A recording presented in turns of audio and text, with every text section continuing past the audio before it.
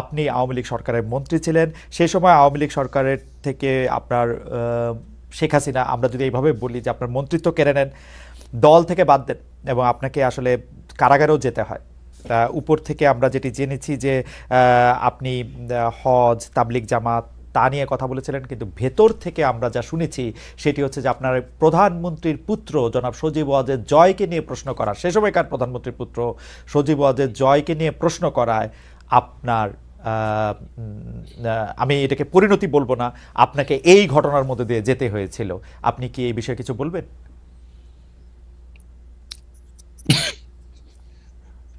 প্রশ্ন করা এবং না করা হলো আমার চরিত্র বৈশিষ্ট্য। আমি যে কোনো বিষয়ে যে কাউকে আমি প্রশ্ন করেছি। আমি 1964 সালে কপের নির্বাচনে জনাব শেখ মুজিবুর রহমানকে প্রশ্ন করেছি এবং এমন কথাও বলেছি যে আপনি জাতীয়ভাবে যেমন গুরুত্বপূর্ণ, আমি আমার যত বয়স এবং অবস্থানগত কারণে আমি আমার জায়গায় তেমনি আন্তরিক, সৎ এবং নিষ্ঠাবান।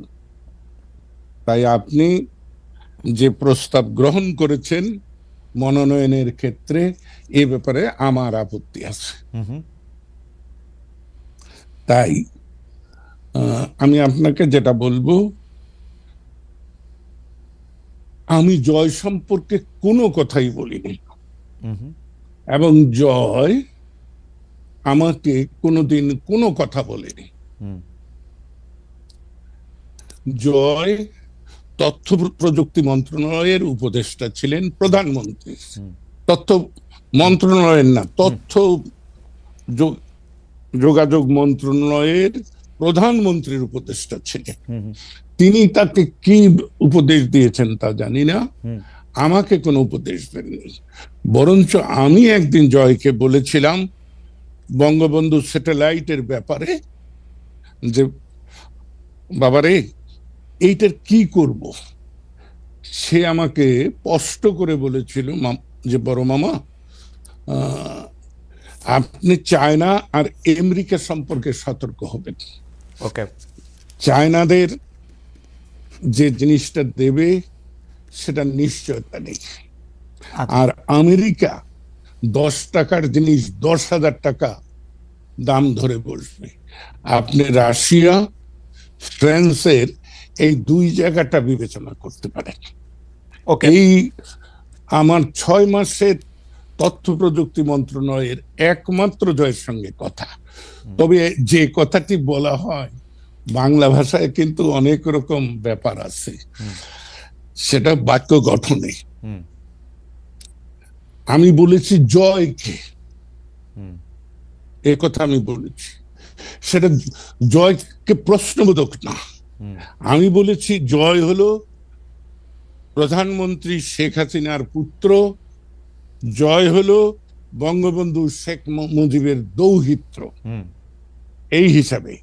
কিন্তু চাটুকার খোসামতকারীরা শেখ হাসিনাকে কি বুঝাইছে আমি জানি না, এবং তবে বিষয়টা কিন্তু এখানে না। ওকে, আমি একটু মাঝখানে একটু বলি। তার মানে হচ্ছে আপনি এটুকু প্রশ্ন করার জন্য আপনার মন্ত্রিত্ব চলে গেল আওয়ামী লীগে? না না না না না না, আমার মন্ত্রিত্ব ওখানে যায়নি। আমার আওয়ামী লীগ থেকে বহিষ্কার ওখানে হয়নি, হয়েছে কায়েমি স্বার্থবাদ। আমি শাসন ব্যবস্থায় আওয়ামী লীগের অভ্যন্তরে যে লুটেরা শ্রেণী, আমি নাম ধরে বলি, শেখ সেলিম, হাসনাত আব্দুল্লাহ, লিটন থেকে শুরু করে প্রত্যেকের সম্পর্কে আমি প্রশ্ন তুলেছি। শেখ হাসিনা সম্পর্কে আপনি কোনো প্রশ্ন তুলছিলেন? কার সঙ্গে? শেখ হাসিনা সম্পর্কে না, আমি শেখ হাসিনাকে সবসময় হাসতে হাসতে বলতাম, কারণ এক সময় তো তুই তুকারি করেছি। 50-এর দশকের শেষ 58 সালে আমার সঙ্গে পরিচয়, তারপরে থেকে আমরা আমার অভ্যাস অনুযায়ী তুই তুকারি করেছি। কিন্তু আমি যখন 2001-এর জাতীয় সংসদ নির্বাচনে ভোট ডাকাতির কারণে পরাজিত হই, তারপরে আমি সিদ্ধান্ত নেই যে আমি রাজনৈতিক অঙ্গনে থাকবো কি থাকবো না, নির্বাচনী ব্যবস্থার মধ্যে থাকবো কি থাকবো না, তখন আমি নিজে নিজেই ভেবে নেই যে শেখ হাসিনাকে যদি আমি তুই তোকারি করি তাহলে শেখ হাসিনা আমাকে কেন সম্মান করবে। তাই আমি তখন থেকে তাকে আপনি বলা শুরু করি। ওকে, আমরা সরি আপনাকে ইন্টারাপ্ট করার জন্য, আপনি ওই জায়গায় বলতেছিলেন যে কেন আপনার মন্তব্য চলে গেল শেখ সেলিম, হাসনাত আব্দুল্লাহ, আচ্ছা, আমি নুরুল ইসলাম সেইটা লিটন। বলতেছি। জি, সেইটা নিয়ে আমরা হ্যাঁ কথা হ্যাঁ, বলবো। এর সব জি ওই, যদিও তারা শেখ পরিবার দাবি করে, আসলে তো পরিবার বলতে কি, বা নরনারী, তার সন্তান, বৃদ্ধ পিতামাতা থাকলে তারা, কিন্তু এরা তো শেখ পরিবারের আত্মীয় স্বজন।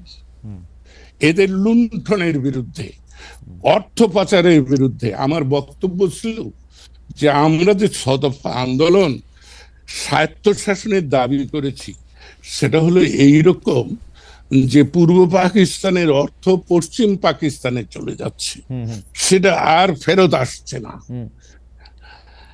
আমরা তো একই কাজ করছি আওয়ামী লীগ রাষ্ট্র ক্ষমতায় এসে। সেটা কি, যে আমরা দেশের সম্পদ, দেশের অর্থ বিদেশে পাচার করছি। আমার এখানে হ্যাঁ, আমার এখানে জিয়াউর আমার এখানে রহমানের আমার এখানে একটা ছোট্ট প্রশ্ন আছে।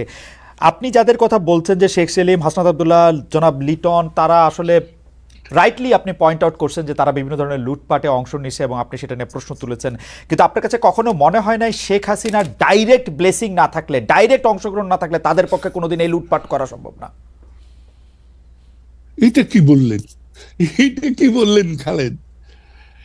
আপনার যদি ইচ্ছা না থাকতো তাহলে আমি কি আপনার সঙ্গে এই মুখোমুখি সাক্ষাৎকার দিতে পারি? না, না।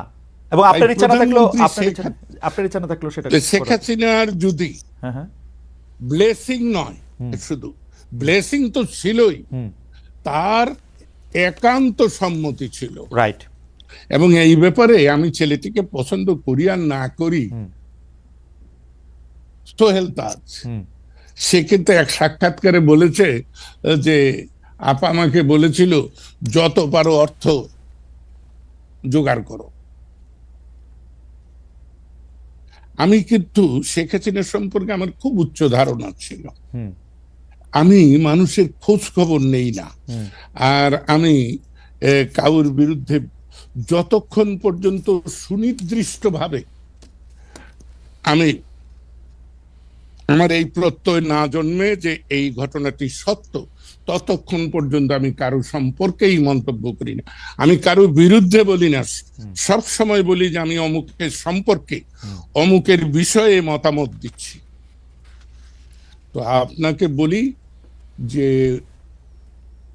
আমরা যখন আমেরিকায় যাই তার দুদিন আগে বাংলাদেশ আওয়ামী লীগের কার্যকরী কমিটি এবং উপদেষ্টা কমিটির যৌথ সভায় আমি প্রকাশ্যে এদের বিরুদ্ধে অভিযোগ উত্থাপন করেছিলাম। আমার এখানে আমি একটু ছোট করে দুইটা বিষয়ে জানতে চাই যে আপনি তো জানেন যে 2013 সালে যে নির্বাচন ব্যবস্থা, 2014 সালে যে নির্বাচনের মধ্যে দিয়ে আওয়ামী লীগ সরকার আবার ক্ষমতায় আসলো, সেইটাতে আসলে কোনো নির্বাচন হয় নাই। 154টা সিটে আসলে বিনা প্রতিদ্বন্দ্বিতা নির্বাচিত হওয়ার পর আসলে কারো কোনো ভোটের দরকার হয় না, আবার সরকার গঠন হয়ে গেছে।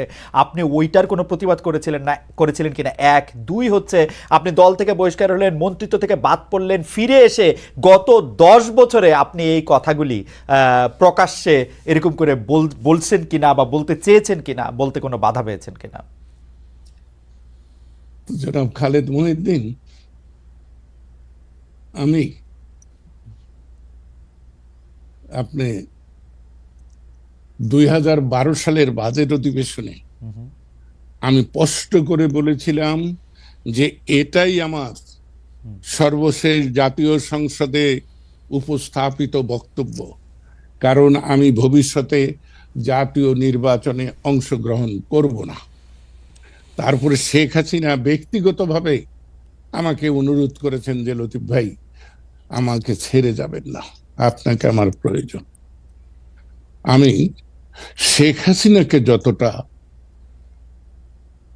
সম্মান করি বা স্নেহ করি, সমর্থন করি, তার চাইতেও আমি বহুবার বলেছি আমার ব্যক্তিগত দুর্বলতা শেখ ফজিলতুন্নেসা প্রতি। আমি ছাত্রলীগ, আওয়ামী লীগ, শেখ মনি, আব্দুর রাজ্জাক এদের কারণে করতে পারতাম না যদি আমি শেখ ফজিলতুন্নেসার আশ্রয় না পেতাম। তাই ওই মহিলার প্রতি আমি আমৃত্যু কৃতজ্ঞ। সে কারণেও তার কন্যাকে আমি অনেক সময় বিষ হজম করে মেনে নিয়েছি। এবং আমি কিন্তু বলতাম যে দেখুন মাননীয় প্রধানমন্ত্রী, আমি খুব দ্বন্দ্বে থাকি, কখন আমি আপনার মান নষ্ট করি, কখন আমি আপনার মনে আঘাত করি, কারণ আমি সত্য মিথ্যা বুঝি না, আমি যা বুঝি তা আমি না, প্রকাশ কিন্তু জনাব করতে লতিফ চাই। সিদ্দিকী, আপনি যখন মন্ত্রী হলেন তখন সংসদে আপনার যে ভাষণ, সেখানে তো আমরা শেখ হাসিনার প্রতি আপনার একটা পুরো অবশ্যই পুরো লয়ালিটি আমরা এটা দেখতে পাইছি, অবশ্যই আমার যে নেতা যাকে মানি। অনলি বিকজ যে তার মাকে আপনি এত যৌক্তিক কথা এত আগে থেকে এটা বলে থাকেন, কিন্তু তার মাকে যেহেতু আপনি মানে ভালোবাসেন বা শ্রদ্ধা করেন, তার জন্য তার কন্যার এই দুর্নীতি, এই অপশাসন আপনি মেনে নিয়েছিলেন। হ্যাঁ, আমি একার অকপটে স্বীকার করব, সেজন্য আমি অনুতপ্ত, আমার এত লজ্জা নেই। কিন্তু আপনাকে আমি বলি, আমি যেদিন জাতীয় সংসদ থেকে পদত্যাগ করি, আপনি অনুগ্রহ করে আমার সেদিনের বক্তৃতাটা যদি শোনেন, তাহলে দেখবেন যে আমি কি কি বলেছি। না, তখন তো আপনি মানে আপনি আমার ধৃষ্টতা ক্ষমা আমি করবেন, কিন্তু কিন্তু বিরুদ্ধে বলিনি। তখন তো আপনার পলিটিকে মানে আপনি আপনি আপনি বুঝে গেছেন যে এই আওয়ামী লীগ থেকে আপনি আর কি পাবেন। আপনাকে যে অসম্মানের মধ্যে দিয়ে আপনি শুরুতেই শুরু করেছিলেন, যেটি বলে যে অসম্মানের মধ্যে দিয়ে আওয়ামী লীগ আপনার যেতে হয়েছে ওয়ানলি বিকজ আপনি পরিবারতন্ত্র, গোষ্ঠীতন্ত্র, লুটপাট, দুর্নীতি নিয়ে আপনি কথা বলেছেন। আপনি কিন্তু আপনার নিজের ভাইকেও আপনি ছাড় দেন নাই যখন আপনি দুর্নীতি নিয়ে কথা বলেছেন। সেখানে আপনি যখন এটি বলেছেন, তারপরও এর মধ্যে দিয়ে আপনি যাইতে হয়েছে এইটার জন্য, মানে আমি জানি না, মানে এটা আপনার জন্য একটু বেদনাদায়ক। তারপর আমরা একটু শুনতে চাই যে আপনি আসলে এই 10 বছর আর কি বলতে পারতেন বা বলা আপনার উচিত ছিল বলে আপনি মনে করেন কিনা। আমি সত্য কথা বলি। আমি আপনার যে লোকটি এখানে এসেছে তাকে কথা প্রসঙ্গে বলতেছিলাম যে 25শে মার্চের আগেও আমি স্বাধীনতা নিয়ে দ্বিধাদ্বন্দ্বে ছিলাম। 71-এর 16ই ডিসেম্বরের পর থেকে আজ পর্যন্ত বাংলাদেশ যে সকল সমস্যার মুখোমুখি হচ্ছে, আঞ্চলিকভাবে, আন্তর্জাতিকভাবে, এই বিষয়গুলো আমার আল্লাহ আমাকে বোধহয় এই জ্ঞানটুকু দিয়েছিল ভূ রাজনীতির পরিস্থিতি সম্পর্কে। তাই আমি চেয়েছিলাম পাকিস্তানের মধ্যেই একটা সমাধান, আমাদের স্বায়ত্তশাসন, বাঙালির অধিকার, বাঙালির মর্যাদা। কিন্তু পাকিস্তানিরা আক্রমণ করেছে। আক্রমণ করলে, যে শত্রু আক্রমণ করে, আমি তাকে প্রতি আক্রমণ করবই। তাই আপনাকে স্পষ্ট করে বলি, পাকিস্তান সশস্ত্র বাহিনীর বাঙালি সৈনিকরা সারা বাংলাদেশ আওয়ামী লীগের, ছাত্রলীগের কোন ব্যক্তি সশস্ত্র লড়াই শুরু করার আগে আমি 25শে মার্চ রাত্রেই সশস্ত্র লড়াইয়ের জন্য তৈরি হয়েছিলাম। এবং তারই মহান ফসল বঙ্গবীর কাদের সিদ্দিকী বীর উত্তম, এবং তারই ফসল টাঙ্গাইলের মুক্তিযুদ্ধ। তাই আমি অনেক বিষয়ে মেনে নিয়েছি, মেনে নিতে হয়। আমি কিন্তু বিপ্লবী নই, আমি কিন্তু অসামাজিক নই, আমি একজন পারিবারিক মানুষ। তাই পারিবারিক শান্তি স্বস্তি জন্য আমি অনেক সময় বিষ হজম করি।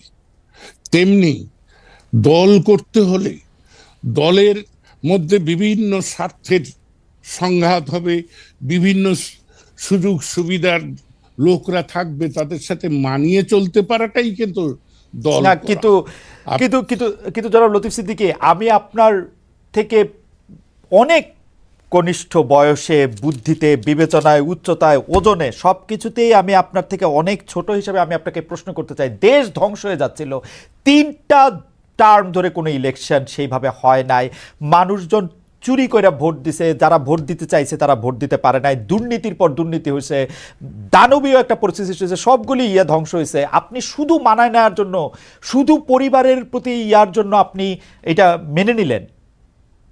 আপনাকে কি হ্যাঁ জি না জনাব, জনাব জি জি না, আমি ভবিষ্যৎ চিন্তায় আমি এটা মেনে নিয়েছি। এখনো আমি কিন্তু অনেক কিছু মেনে নিচ্ছি। আপনার কে বলি, আপনি এই 2024-এর বাজেট অধিবেশনে আমার বক্তৃতা শুনবেন। সেখানে আমি স্পষ্ট করে বলেছি যে অনেকেই বলেন আমি শেখ হাসিনার সমালোচনা, আওয়ামী লীগের সমালোচনা করার পরও শেষ পর্যন্ত আমি শেখ হাসিনার পক্ষ অবলম্বন করি। আমি বলেছি হ্যাঁ করি, কারণ আমি দেখতে পাচ্ছি শেখ হাসিনার পরে বাংলাদেশে পরিণতি কি হবে, বাংলাদেশে কে নেতৃত্ব দেবে।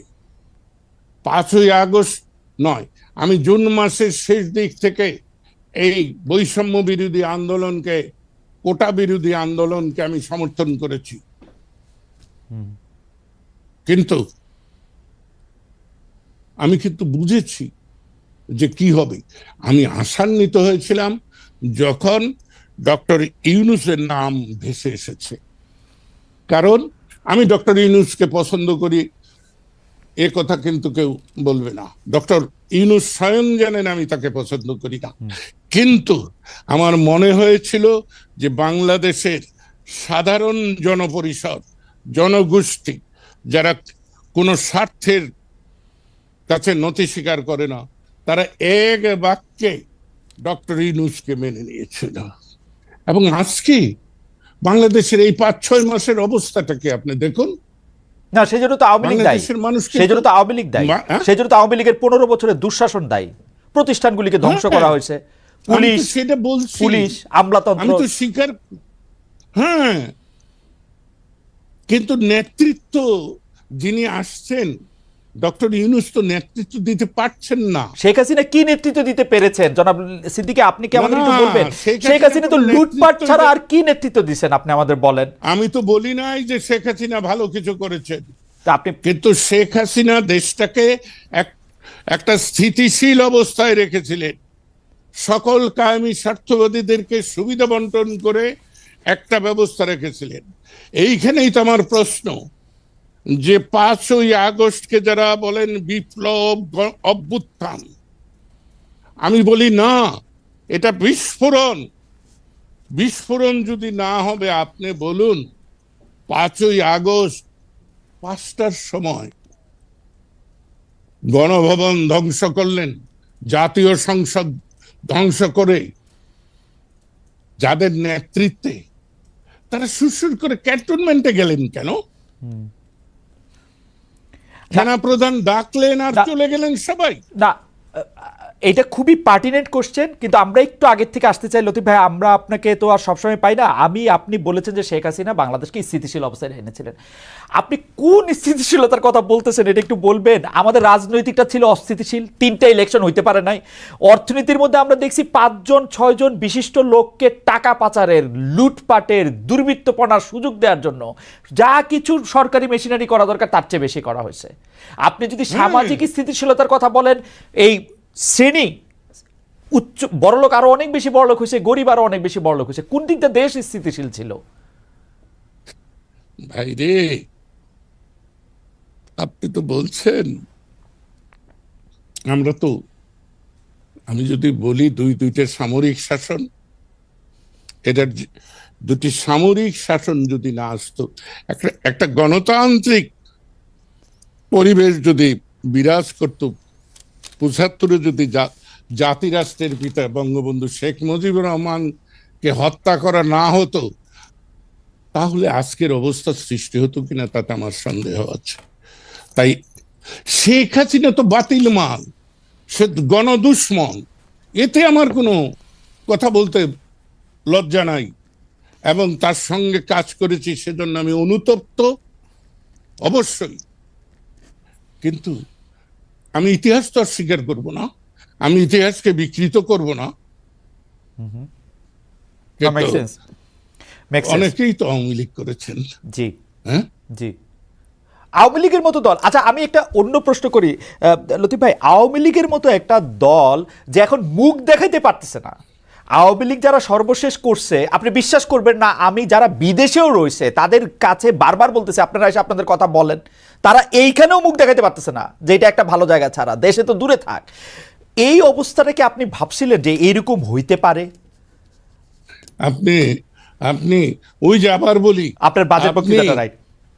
না না, বাজেট বক্তৃতা না, 16 সালে যখন আমি পদত্যাগ করি সেই বক্তৃতাটাতেও আমি এই কথা বলেছিলাম।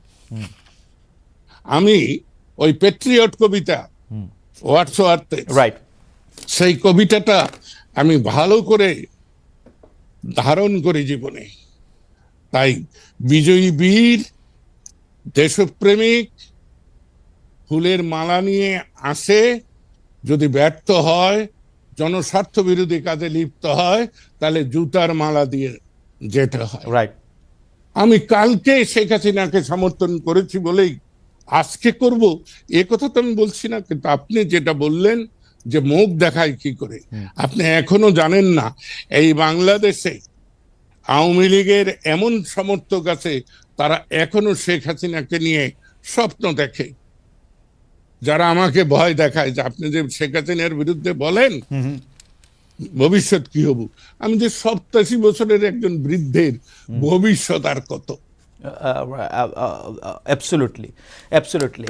আচ্ছা জনাব লতিফ সিদ্দিকী, আপনি দীর্ঘকাল ধরে শেখ পরিবারকে জানেন, চেনেন, আপনার সাথে মানে আপনার সাথে আওয়ামী লীগেরও একটা নিবিড় সম্পর্ক রয়েছে। আপনি আমাকে বলেন তো, যেই লিডার কোনো রকম কোনো আগের থেকে পরের থেকে কিছু না বলে দেশের তার যারা সাপোর্টার তাদেরকে বিপদে ফেলে, শুধুমাত্র উনি যাদেরকে তাদের পরিবারের অংশ মনে করেন তাদেরকে হিন্ট দিয়ে, শেখ তাপসকে আগে চলে যেতে বলছেন, তার আত্মীয় স্বজনটা আগে চলে যেতে বলছেন, শেখ রেহানার বিয়ার আগে চলে গেছেন, উনি চলে গেছেন, তাকে নিয়ে আর মানে ভাবনাটা কি, আর মানে এটা কারণটা কি? আমার তো মনে হয় আওয়ামী লীগের থেকে দাবি তোলা উচিত শেখ হাসিনার শাস্তির ব্যাপারে। আপনি এটাতে কিভাবে দেখেন? মানে এটা কিরকম, এটা একটু উল্টা কথা হইতেছে না যে আপনি তাকে নিয়ে স্বপ্ন দেখতেছে আওয়ামী লীগের লোকজন? তিনি তো সব জানতেন। আপনার মনে আছে কালো কাপড়, কালো শাড়ি পরে তিনি বোধহয় জুলাই মাসের 20 না 21 তারিখে একটা বক্তৃতা করলেন। হ্যাঁ, আমি সেদিনই ধরে নিয়েছি। আর আরো একটা কথা বলি, পাকিস্তানে বলুন আর বাংলাদেশে বলুন, যতবার জরুরি আইন জারি হয়েছে তখনই দেখা গেছে সরকারের পতন হয়েছে। আপনি হিসাব করে দেখেন, 69-এর গণ আন্দোলনে যেদিন জরুরি আইন জারি হয়েছে তার 15 দিনের মধ্যে আইয়ুবের পতন হয়েছে। জিয়া নিহত হয়ে সম্মানের সঙ্গে গেছেন। এরশাদ জরুরি আইনের 21 দিন পরে তিনি ক্ষমতাচ্যুত হয়েছেন। খালেদা জিয়া জরুরি আইন ঘোষণার কয়দিন পরে গেছেন আমার খেয়াল নাই। তো উনি 20 জুলাই জরুরি আইন জারি করেছেন, 5ই আগস্ট চলে গিয়েছেন। ওকে, ওকে। ইয়া লতিফ ভাই, আমি আমি আমি আমি আপনাকে অন্য প্রশ্ন আমার কিউ করা আছে, কিন্তু দর্শকদের একটা প্রশ্ন আপনাকে একটু যদি একটু আপনি জবাব দেন, সেটা হলো যে আপনি আওয়ামী লীগের ভবিষ্যৎ কি দেখেন, খুব সংক্ষেপে যদি একটু বলেন যে একটা আওয়ামী লীগের ভবিষ্যৎ কি আসলে। এ ব্যাপারে আমার স্পষ্ট অভিমত। মুসলিম লীগের ভবিষ্যৎ যা হয়েছে, মুসলিম লীগ পাকিস্তানের স্রষ্টা বলে দাবিদার, ভারত রাষ্ট্রের প্রতিষ্ঠাতা বলে কংগ্রেস দাবিদার, কংগ্রেসের আজকে যে অবস্থা হয়েছে, তাই বাংলাদেশ প্রতিষ্ঠার দাবিদার আওয়ামী লীগের একই ভবিষ্যৎ, কারণ তার প্রয়োজন ফুরিয়ে গিয়েছে। ওকে, যেমন আমার কিন্তু প্রয়োজন ফুরিয়ে গিয়েছে। স্পষ্ট। আমি যতই চেষ্টা করি, 50 বছর বয়সে যা পেরেছি আজকে তা পারবো না। ওকে, আমাকে নতুনদেরকে জায়গা ছেড়ে দিতে হবে। ওকে, আমি আমি একটু সামারাইজ করি আমাদের দর্শকদের জন্য, correct me if I am wrong mister Siddiqui, যে আওয়ামী লীগের ভবিষ্যৎ মুসলিম লীগের মতোই আপনি দেখছেন, কারণ এটা হচ্ছে যে মুসলিম লীগ পাকিস্তান প্রতিষ্ঠা করলো এবং আওয়ামী লীগ বাংলাদেশ প্রতিষ্ঠার সঙ্গে জড়িত থাকলো, তার প্রয়োজন এখন ফুরিয়ে গেছে এবং নতুনদের কাছে জায়গা ছেড়ে দিতে হবে। আপনি কি আর কোনো কিছু যোগ করবেন এইটার সঙ্গে? কারণ এটা একটা স্পেসিফিক প্রশ্ন অনেকের, আপনি যদি আর কোনো কিছু যোগ করেন ভবিষ্যৎ। যোগটা হলো, সময়ের দাবিতে আওয়ামী লীগের প্রয়োজন নাই, তারপরেও আওয়ামী লীগ যে দুর্নীতি, দুরাচার, গুম, হত্যা, বিনা বিচারে মানুষকে অত্যাচার করেছে, বাক স্বাধীনতা হরণ করেছিল, এটা তো তাদের একটা পাপ। ওকে, আর সবচেয়ে লজ্জার এবং ঔদ্ধত্যপূর্ণ, আপনারা সে কথাটা বলেন না, আমি ছোট ছোট কথা নিয়ে তো বলি। শেখ হাসিনা প্রত্যেক বক্তৃতায় বলতেন যে আমি গণতন্ত্র দিয়েছি। রাইট। গণতন্ত্র কেউ দিতে পারে নাকি? এর চাইতে বড় ঔদ্ধত্য। এবং এই কথাটা হচ্ছে একদমই, আমি গণতন্ত্র দিয়েছি বললেই বোঝা যায় যে এই দেশে গণতন্ত্র নাই। আসলে দেশের প্রধান যদি এই কথা বলে, এটা খুবই ভালো কথা বলছেন, এটা খুবই ভালো কথা বলছেন, এটা খুবই ভালো কথা বলছেন। আমি জনাব লতিফ সিদ্দিকী, আপনি আসবেন এবং সেই সময় আমরা একটু দর্শকদের কাছে জানতে চেয়েছিলাম যে দর্শক একটা জরিপ, যে বাংলাদেশে ধর্মনিরপেক্ষতার বিরোধিতা হলে ভারতের মুসলমানেরা ঝুঁকিতে পড়ে, অধ্যাপক আনু মোহাম্মদের এমন বক্তব্য সমর্থন করেন কিনা। শতকরা 41% দর্শক এটার সাথে সমর্থন পোষণ করেছেন, 59% না ভোট দিয়েছেন, 41,000 দর্শক ভোট দিয়েছেন। জনাব লতিফ সিদ্দিকী, আমাকে আপনাকে একটা প্রশ্ন করতেই হচ্ছে, কারণ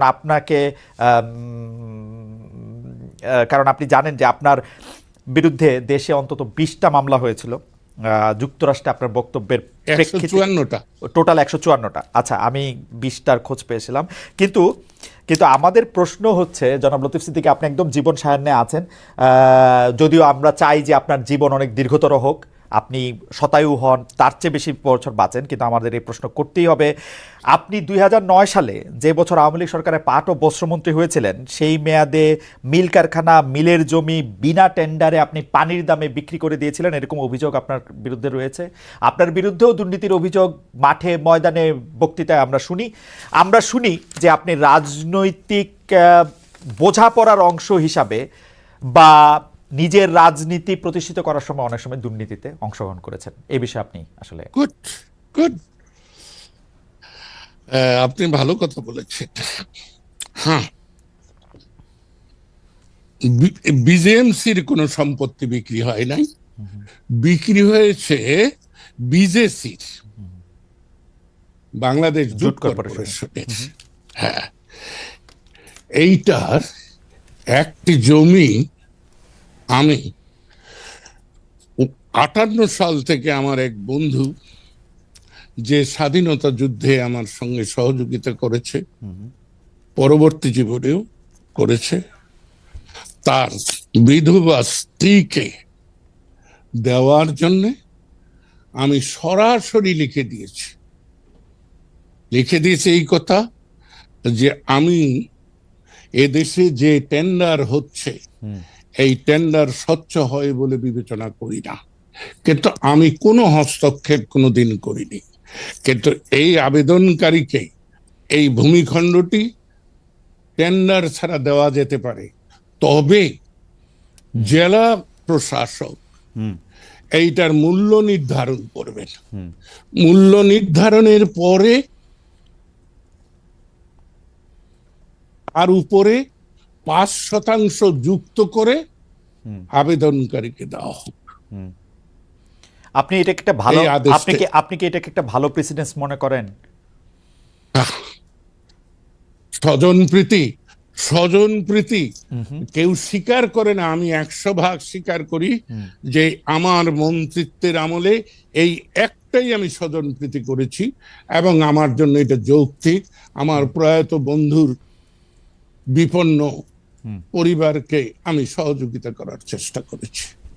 ওকে, আমি যদি একটু রাজনৈতিক প্রশ্নে আসি, 2015 সালের পর থেকে আমরা রাজনীতিতে আপনাকে সেভাবে পাইনি। এমনকি আপনি মাঠে ময়দানে বক্তৃতা, অনেক মানুষ আপনার বাসার সামনে এসে পৌঁছে থাকলেও, বসে থাকলেও আপনি আসলে সেইভাবে রাজনৈতিক আলোচনার মধ্যে আপনি অংশগ্রহণ করেন নাই। কিন্তু 2024 সালের নির্বাচনে আপনি অংশগ্রহণ করেছেন, যেইটাকে আমরা বলতে পারি আওয়ামী আর ডামির নির্বাচন, যেটা মানে শেখ হাসিনা যেটাকে বলেছিলেন যে আমরাই কিছু ডামি প্রার্থী দিব, নৌকার প্রার্থীকে হারিয়ে।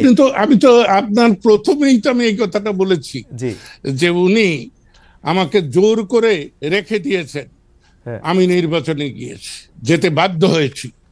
2024-এ আপনাকে জেল দেওয়ার পরও আপনাকে জেল দেওয়ার পরও আপনার উপর তার জোর খাটলো? না না, 13-র কথা বলছি না, আমি 24-এর কথা বলতেছি। আমি 24-এ আসছি। ও 24-এ এই আমি এলাকায় যে জিজ্ঞেস করেন, জনগণ, হাজার হাজার জনগণ আমাকে জোর করে নিয়ে গিয়েছে। 150টি বাস বোঝাই করে লোক এসে আমাকে নিয়ে গিয়েছে। এইটা কি বাংলাদেশের রাজনীতিতে আমরা বিশ্বাস করতে পারবো?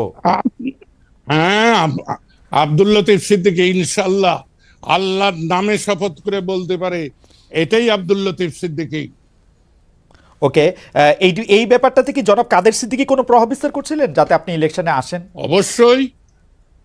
দীর্ঘদিন কাদের সিদ্দিকীর সঙ্গে আমার মতদ্বৈততা থাকার পরও কাদের সিদ্দিকী আমাকে বলেছে যে আপনার জনগণের কাছে যাওয়া উচিত।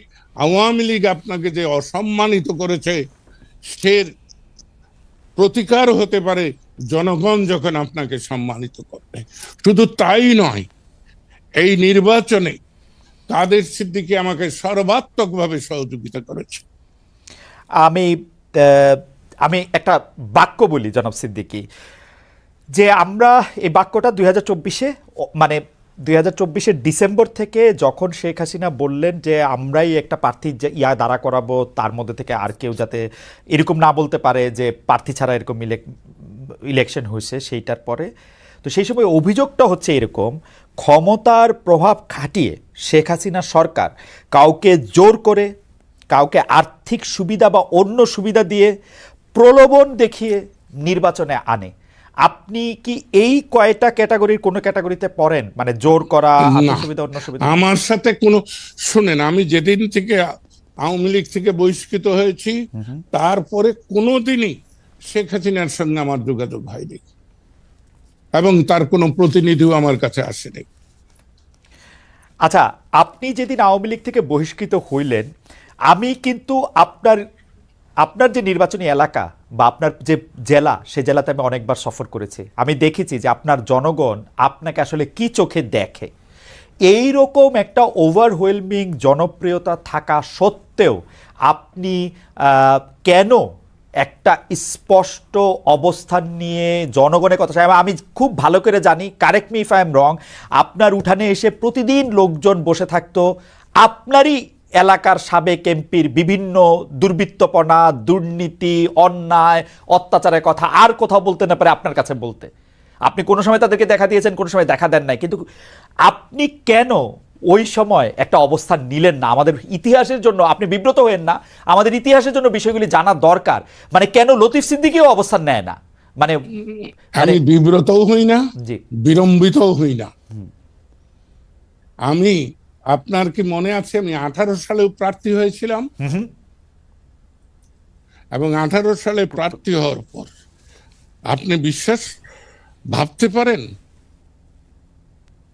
আমাকে আইয়ুবের কোন সমর্থক 60-এর দশকে কোনদিন আক্রমণ করেনি। বাংলাদেশ প্রতিষ্ঠার পর জাসদ কোনদিন আমাকে আক্রমণ করেনি। রাইট। বিএনপি কোনোদিন আমাকে ব্যক্তিগতভাবে আক্রমণ করেনি, জাতীয় পার্টি আমাকে কোনোদিন আক্রমণ করেনি। কিন্তু ওই বাচ্চা ছেলেটি, যার জন্মদাতা আমি বলা যেতে পারে, এই বাচ্চা ছেলেটি কিছু লোক লেলিয়ে দিয়ে আমার গাড়ি ভেঙে দেয়। যেদিন গাড়ি ভেঙে দেয় সেদিনই আমি অনশনে বসি। এবং আপনাকে সত্য কথা বলি, আমি অনশনে বসি যে দাবি নিয়ে আমি জানি ডিসিএসপি এটা কিচ্ছু করতে পারবে, কিন্তু আমি নির্বাচন থেকে সরে আসতে চাই। এই কৌশল হিসাবে আমার জীবনসঙ্গী লায়লা সিদ্দিকী তখন হাজার হাজার লোক নিয়ে মিছিল করছে, সে অনুরোধ করেছে, হাজার হাজার লোক এসে আমাকে অনুরোধ করেছে আপনি অনশন বন্ধ করে কালিহাতি আসুন। আমি কালিহাতি যাব না, কারণ আমাকে এমপি বানানোর জন্য কেউ প্রাণ হারা, কোনো মায়ের বুক খালি হোক, কোনো নারীর স্বামী নিহত হোক, কোনো শিশুর পিতা নিহত হোক, এটা আমি চাই না। সেজন্যই আমি নিজেকে প্রত্যাহার করে নিয়ে এসেছি। আমি এলাকায় যাইনি, যেই আমার সঙ্গে দেখা করতে আসতো তার বিরুদ্ধেই 5টা 7টা মিথ্যা গায়েবী মামলা হতো, পুলিশ অকাতরে এই মামলাগুলো করত। আপনারাও পুলিশের রেকর্ড দেখুন, দেখতে পাবেন। কিন্তু এই লোকগুলো কিন্তু আওয়ামী লীগ। অবশ্যই অবশ্যই আওয়ামী লীগই তো হবে। গত 15 বছরে আওয়ামী লীগ ছাড়া তো আর কেউ ছিল না। কিন্তু না, এরা ওই আওয়ামী লীগের না, হাইব্রিড আওয়ামী লীগের না। না, আপনার কাছে যারা আসছে তাদের কথা আমি বলতেছি না, যারা মামলা দিয়েছে তারা তো আওয়ামী লীগেরই। যারা মামলা দিয়েছে, অত্যাচার করছে, তাদের কথা আমি বলতেছি। আপনার কাছে যারা আসছে তাদের কাউরে কাউরে আমি আওয়ামী লীগের হিসেবে চিনি, তাদের কাউরে কাউরে আমি সাধারণ জনগণ হিসেবে চিনি, যারা আপনার কাছে এসছে এবং মামলা। তাই এই দায়িত্বশীল আইন শৃঙ্খলা রক্ষাকারী পুলিশ বাহিনী এই কাজগুলা করেছে। কিন্তু কিন্তু জনাব সিদ্দিকী, আপনি কি এইটা স্বীকার করবেন না, আপনি যেহেতু 2018 সালে কথা তুললেন, যে টাঙ্গাইলে সিদ্দিকী পরিবার, আপনার সহোদর ভ্রাতারাও এইটার সাথে সরাসরি জড়িত ছিল, যখন রাজনৈতিকভাবে আপনাকে নানাভাবে, আমি বলবো এটাকে মোকাবেলা আমি বলবো না, রাজনৈতিকভাবে আপনার বিরুদ্ধে যখন ষড়যন্ত্র হয়েছে, তখন আপনার সহোদররাও এর মধ্যে জড়িত ছিল। এবং আপনার সহোদররা যে টাঙ্গাইলে, মানে আপনাদের পরিবার যে অনেক বড় ফ্যাক্টর, এর মধ্যে তো সবসময় এটা পজিটিভভাবে এইটা উচ্চারণটা আসে নাই। যতটা পজিটিভ লতিফ সিদ্দিকীর নামে আসছে, ততটা পজিটিভ তো অন্যদের ব্যাপারে আসে না। এবং কেউ কেউ দাবি করে থাকেন এর জন্য আপনি দায়ী, আপনি বড় ভাই, আপনি বাকিদের এক ধরনের প্রশ্রয় দিয়েছেন, সাধারণ ইয়াতে তৈরি করেছেন।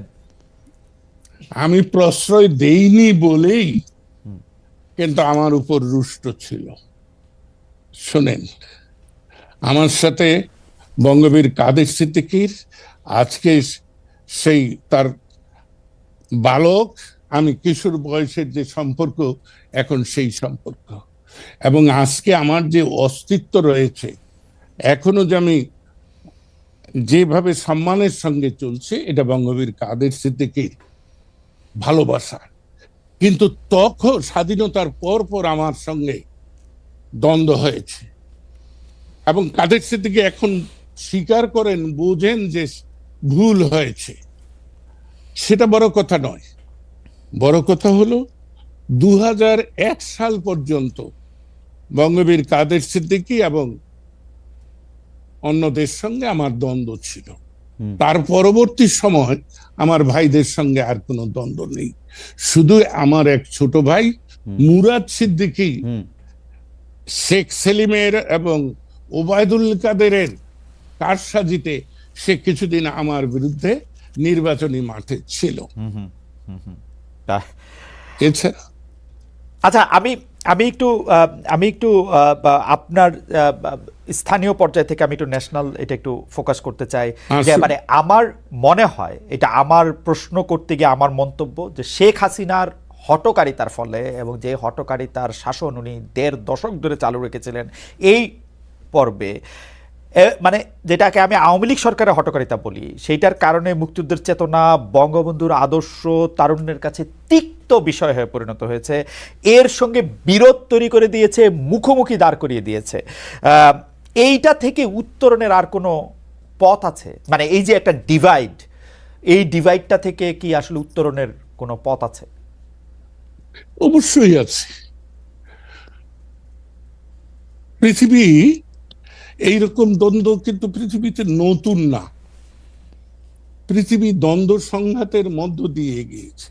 আজকে যে আমরা ইউরোপ আমেরিকার কথা বলছি, এটা 100 বছর 200 বছরে আজকের ইউরোপ আমেরিকা নয়, এটা 1000 বছর লেগেছে। আমরা যে রেনেসার কথা বলি ইতালিতে, সেই রেনেসা আসতেও এবং আসার পরেও আজকে আমরা প্রায় 500 বছর এইখানে আছি। তাই এটা কোনো সমস্যা না। শেখ হাসিনার হঠকারিতা নয়, তার কর্তৃত্ববাদিতা, প্রভুত্বকামিতা, এটাই সর্বনাশটা করেছে। এবং অর্থলোলুপতাও আমি বলবো, এই এই সব মিলেই এই এই অর্থ লোলুপতাটা, এইটার ব্যাপারে মানে ইন্টারেস্টিং, মানে এটা কখন থেকে, স্পেসিফিক কখন থেকে এটা তার মধ্যে থেকে আসলো? অনেকেই মনে করে থাকেন যে শেখ হাসিনাকে এই পথে, এই অর্থ লোলুপতার পথে নিয়ে আসার জন্য শেখ রেহানা দায়ী, কেউ কেউ বলে থাকেন তার পুত্র জয় দায়ী। আপনি এটাকে কিভাবে দেখেন আসলে? আমি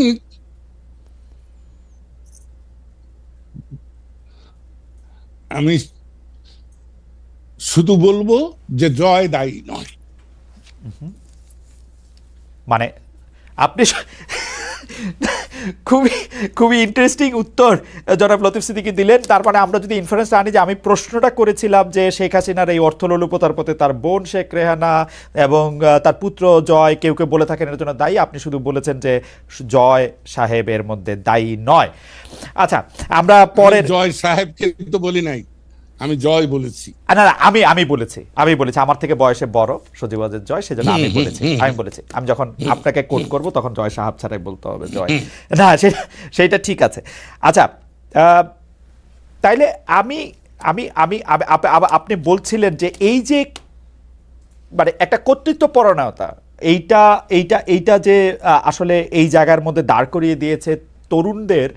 আওয়ামী লীগের সমর্থক যেহেতু সেইটা শেখ হাসিনা এতদিন ধরে সবচেয়ে বেশি বিক্রি করছেন, স্বাধীনতার চেতনা খুব ভুলভাবে এবং খুব অন্যায়ভাবে, খুব মিথ্যা কথা বলে এই যে মুখোমুখি দাঁড় করায় দিছে এই স্বাধীনতার চেতনা বনাম স্বাধীনতার চেতনা না, ৭২-এর সংবিধান বনাম এইটা ৭১ বনাম ২৪, এইটা থেকে আসলে মুক্তি পেয়ে ইউনাইটেড হওয়ার আমাদের জায়গাটা আর আছে কিনা? তো অবশ্যই আছে। আমি তো রাষ্ট্র সংস্কার নিয়ে ভাবি না, আমি ব্যক্তি সংস্কারে ভাবি। আমার আচার, আমার আচরণ, আমার চিন্তা, আমার ভাবনা, আমার চৈতন্যকে যদি আমি পরিবর্তন করতে পারি, তাহলে স্বাভাবিকভাবে এই জটিল পরিস্থিতির অবসান হবে, ঐক্য এবং ভালোবাসার বন্ধন সৃষ্টি হবে। সমস্যাটা হলো আমরা রাজ্য আর রাষ্ট্রের যে ব্যবধান, এই জায়গাটাকে মূল্যায়ন করতে পারিনি। রাষ্ট্র নাগরিকের, রাষ্ট্রের মালিক নাগরিক, সে বিত্তহীন না বিত্তবান সেটা বিষয় নয়, কিন্তু ৭১-এর ১৬ই ডিসেম্বর থেকে পরবর্তী কোনো সময়ই আমরা রাষ্ট্র প্রতিষ্ঠা করতে পারিনি। আমরা এখনো রাজ্যের মানসিকতা নিয়ে আছি। অ্যাবসলিউটলি। ঠিক আছে, আমি এই জায়গা থেকে যদি আপনাকে একটা প্রশ্ন করি, যে অনেকেই বলে থাকেন যে রাজনীতি একটা ব্যবসা, ফুল টাইম ব্যবসা।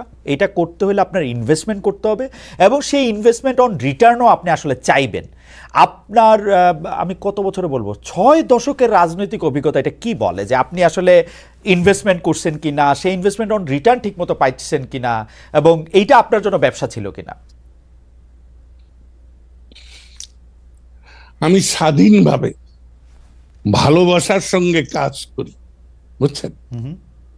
আমি গুণগত পরিবর্তন সব চেয়েছি। হতাশা আমাকে কোনোদিন আক্রমণ করেনি।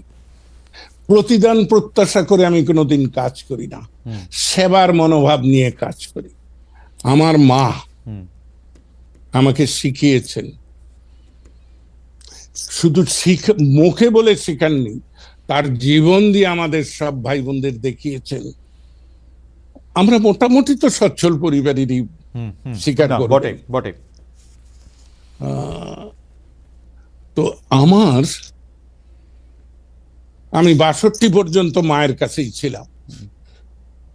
আমি কোনোদিন দেখিনি যে মা কোনো বেলায় পেট পুরে খেতে পেরেছেন। কারণ খেতে বসবেন, এই সময় 2-3 জন হাঁক দিল, মা আমাকে কিছু খেতে দেন, মার ভাগ থেকে তিনি তাদেরকে দিতেন। সেটা আমার জীবনে প্রতিনিয়ত প্রতিফলিত। আমি এখনো, আমাকে যাই খেতে দিক, আমি একটা অংশ আমার যে সেবা করে তার জন্য রেখে দিই। আমার সাথে যে সহকর্মীরা বসে, কিন্তু আপনার কাছে মনে হয় না যে এটা আপনার একটু মানে, sorry I am using this word, এটা আপনার এটা একটা ফিউডাল একটা মানসিকতা? আপনি মানুষকে আপনি একটু আমি আপত্তি করব না, কিন্তু আমি আপত্তি করব না। এবং আপনি তো আর আপনার মায়ের মতো সেই বাবা হন নাই। আমরা দেখেছি যে আপনাদের সন্তানরা হেলিকপ্টার চড়ছেন এলাকায় নানা রকম ভাবে, মানে আপনি নো, আমার পুত্রের হেলিকপ্টারে চড়েছেন, কিন্তু আমার পুত্রের বিরুদ্ধে একটি অভিযোগ আজ পর্যন্ত হয়নি। ওকে, আচ্ছা, আমি তার মানসিকতা আমি আপনাকে বলে দেই। আপনি যখন প্রশ্ন তুলেই ফেললেন, আমি আপনাকে বলছি তার মানসিকতা এদেশের লুটেরা দের মতোই হয়েছে। কারণ সে তো দেখেছে, সে তো সাধারণ ছেলে নয়, সে অত্যন্ত মেধাবী ছেলে। মেধাবী বলতে কি, সে দুনিয়ার, আপনারা ইউরোপ আমেরিকায় আপনাদের সন্তানদের যে সুযোগ দিতে পারেন তার চেয়ে বেশি সুযোগ সে শিশু বয়সে, বালক বয়সে, কিশোর বয়সে, যৌবনের প্রথম দিকে পেয়েছে। তাই সে যখন দেখেছে যে লুটেরারা কি করছে, যাদের স্বাধীনতা যুদ্ধে কোনো অবদান নাই, তারা যদি এত হয়, তাহলে আমি হেলিকপ্টারে, আর আমি লক্ষ্য করে দেখেছি কোন এক মান্নান ছিলেন, তার হেলিকপ্টার ছিল, সে টেলিফোন করলেই তার হেলিকপ্টার চলে যেত। না, এখনো আমরা এটা দেখি, যারা চেয়ারে বসে থাকে তারা চাইলে গাড়ি চলে যায়। আপনারা চাইলে, আপনি যদি এখন ক্ষমতায় থাকেন, আপনারা চাইলে হেলিকপ্টার হবে, বা আপনি গুরুত্বপূর্ণ থাকলে সেটা যাবে। কিন্তু আচ্ছা, আমি একটু 2014 সালে আবার একটু ফিরতে চাই। একটা নির্বাচন হইল, যে নির্বাচনের মধ্যে জনগণের ম্যান্ডেট ছাড়াই 154টা সিট যেহেতু হয়ে গেল, তো সেই জন্য আওয়ামী লীগ সরকার গঠন করে ফেললো। আমরা টকশো করতাম, ছোটখাটো সাংবাদিক, অনেক মানুষকে জিজ্ঞেস করছি সে সময় আওয়ামী লীগের, যে আপনার কাছে ভালো লাগতেছে এই যে এই ম্যান্ডেটটা নিয়ে আপনি এটার মধ্যে ইলেকশনে গেলেন? আমার মনে আছে যে আপনি ডাক টেলিযোগাযোগ মন্ত্রী ছিলেন একবার।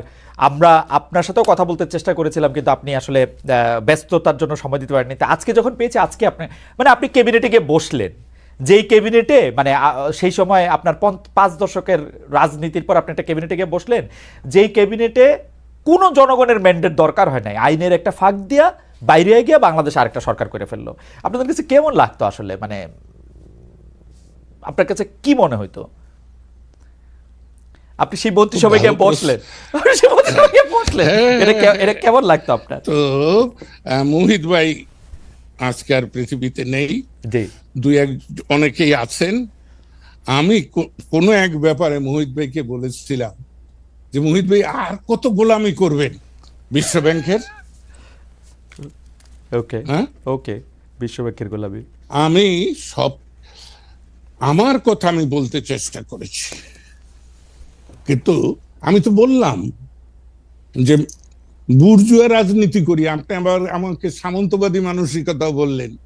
অবশ্যই আমি সামন্তবাদের অবশিষ্ট, পূর্বপুরুষরা লুটেরা।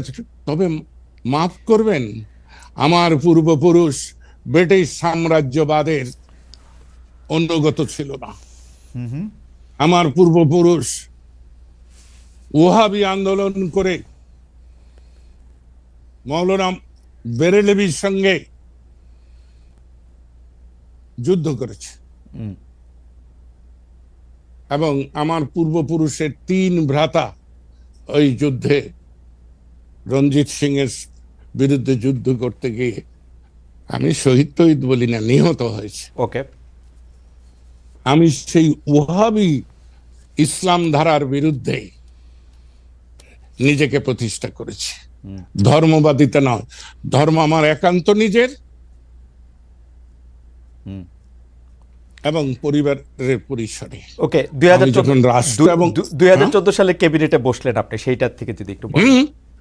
বসেছি, আপনিও তো তখন বাংলাদেশেই বাস করতেন। জি জি এই বৈপরীত্যের মধ্যে জি, আমরা চেষ্টা বৈরী আমরা যখনই সুযোগ পেয়েছি সবাইকে জানতে চেয়েছি, কারণ শেখ হাসিনার কাছে আর জানতে চাওয়ার সুযোগ আমাদের ছিল না, কারণ আমরা আর সেখানে। আমি সবাইকে শোনেন, আমি শেখ হাসিনাকেও অনেক কথা বলেছি। শেখ হাসিনা ওয়াজ হ্যাপি যে 2014 সালে এরকম একটা ইলেকশন করার পরে। এবং আমিও কিন্তু 14 সালের 154 জনের একজন। জি, বিনা ভোটে নির্বাচিত। হ্যাঁ, জি। কিন্তু মজাটি হলো কি, এমন একটা আমি সত্য কথাটা বলি, নির্বাচনে জি আমি তো বাধ্য হয়ে গেলাম নির্বাচন করতে। আমার বিরুদ্ধে কিন্তু 8-10 জন প্রার্থী হয়ে গেল স্বতন্ত্র। বিএনপি যায় নাই, স্বতন্ত্র হয়ে গেল। কয়েকদিন পরে দেখা গেল যে এরা ওই আওয়ামী লীগের নেতৃত্বের কাছে প্রস্তাব দিচ্ছে যে কিছু টাকা দেন, আমরা প্রত্যাহার করে দিই। তো আমার সহকর্মীরা আমার চরিত্র জানতেন, তারা কোনোদিনই আমাকে বলতে সাহস পায় না এই কথা। কিন্তু আমি পরবর্তীতে সময় দেখলাম যে 14 জনই কিন্তু প্রত্যাহার করল। ইন্টারেস্টিং। অর্থাৎ কিছু টাকার বিনিময়ে। তাই আমরা জাতিগতভাবে কিন্তু আমাদের চরিত্র সেইটা ঠিক আছে, সেইটা ঠিক আছে, জাস্ট একটু ইতিহাসের জন্য বোঝার জন্য যে ধরেন আমি তো আপনার সাথে অমুকের সাথে তমুক একত্র বাস করি, সামাজিক জীব। Right right right right. না, আমি শুধু এই সময় আওয়ামী লীগ একটা বয়ান চালু করতে পারছিল, সেইটা হচ্ছে যে সেই বয়ান আমরা সব জায়গায় শুনতাম যে বিএনপি যদি নির্বাচনে না আসে তাহলে আমরা কি করব।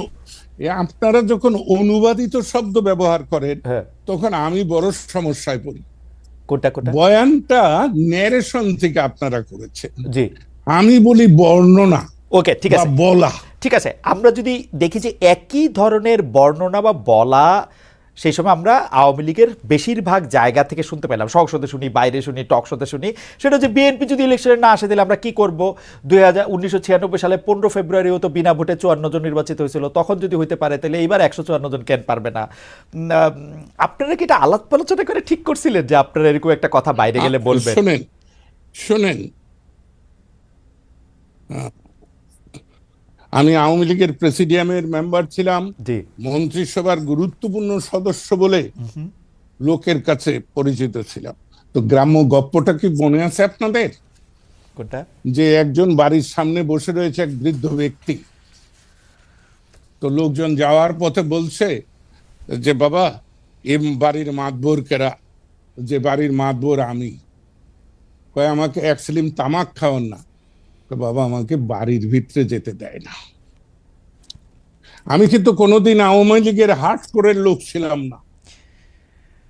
আমাকে প্রয়োজন, আমাকে উগরে ফেলা দেওয়া যায় না বলেই আপনি ছিলেন, আমাকে হজম করে। না, কিন্তু আমার এই বাংলাদেশের রাজনীতিতে যখন থেকে বুঝতে শুরু করছি 18 থেকে 51 বছর বয়স পর্যন্ত, আমি দেখছি আওয়ামী লীগের কোর লোক শুধু শেখ হাসিনা।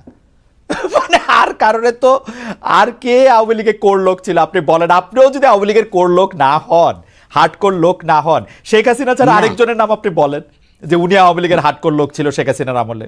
শেখ হাসিনা তো সবারই দূরে দূরে রাখছে বা কাছে রাখছে, যখন যখন যাকে প্রয়োজন হয়েছে তাকে তিনি ব্যবহার করেছেন। Exactly exactly. আমরা অনেকগুলি বিষয় নিয়ে জনাব লতিফ সিদ্দিক আজকে খোলাখুলি প্রশ্ন উত্তর দিয়েছেন। আমরা আবারও, যেহেতু এটা দর্শকরা জানতে চেয়েছেন, আমরা আবারও একটু আপনাকে যদি একটু সামারাইজ করতে বলি, এটা আমাদের শেষ প্রশ্ন। আপনি আওয়ামী লীগের ভবিষ্যৎ কি দেখেন, দেশের ভবিষ্যৎ কি দেখেন? আমাদের 2 মিনিটের মতো সময় আছে। আপনি আওয়ামী লীগের ভবিষ্যৎ এবং দেশের ভবিষ্যৎ, কারণ সেইটা যদি একটু আমাদের একটু বলেন। আমি ওই যে প্রথমেই বলেছি যে যুগের দাবি মেটাতে পারেনি, আওয়ামী লীগের প্রয়োজন ফুরিয়ে গেছে। আর দেশের ভবিষ্যৎ, যতই সংঘাত, যতই অন্ধকার, আলোর হাতছানি আমি দেখি। এই যে আজকে আমাদেরকে কেউ কেউ মধ্যযুগে ফিরিয়ে নিতে চায়, না, এটা সম্ভব না। মধ্যযুগে কেউ আমাদেরকে ফিরিয়ে নিতে পারবে না। ওকে। আমি, আপনারা তো ঝেড়ে কাশতে চান না, আমি কিন্তু জামাতে ইসলাম শিবিরকে নিয়ে ভাবি না। আমি ভাবি আমাদেরকে নিয়ে। আমাদের যদি আত্মশুদ্ধি হয়, আমরা যদি আত্মসম্মান বোধে নিজেদের বলবান করতে পারি, তাহলে কিন্তু আমরা এগিয়ে যাব। আমাদের সমস্যাটা হয়েছে আমাদের শিক্ষা ব্যবস্থাটা ধ্বংস করে দেওয়া হয়েছে। ওকে। শিক্ষা ছাড়া আপনি এগোবেন কি করে? আপনার মনন তৈরি হবে কি করে? আপনি সৎ হতে চান, সুন্দর হতে চান, ব্যক্তিত্ব সম্পন্ন হতে চান, মর্যাদাবোধ হতে চান, এর তো প্রথম অস্ত্রই হলো শিক্ষা। কিন্তু কিন্তু জনাব সিদ্দিকী, আমরা তো আওয়ামী লীগের অনেক পিএইচডি মন্ত্রীদের দেখছি চুরি করে এখন বিদেশে বসে রয়েছে, হ্যাঁ, দুনিয়ার দুর্নীতি করে। শিক্ষা দিয়ে কি? শিক্ষা দিতে গিয়ে তো দুর্নীতির কোনো সমস্যা নাই, মানে তার বিরুদ্ধে এখন আমি হাসান মাহমুদের পাইতে চেষ্টা করতেছি। হাসান মাহমুদ যদি এটা শুনেন তাহলে আবার আসবেন না। হাসান মাহমুদ প্লিজ আসেন, আপনার বিরুদ্ধে এই অভিযোগ, চুরির অভিযোগ আছে, আমি কি করব? ওরা চোর হওয়ার যোগ্য না, না, ওদেরকে এত সম্মান দিয়ে না।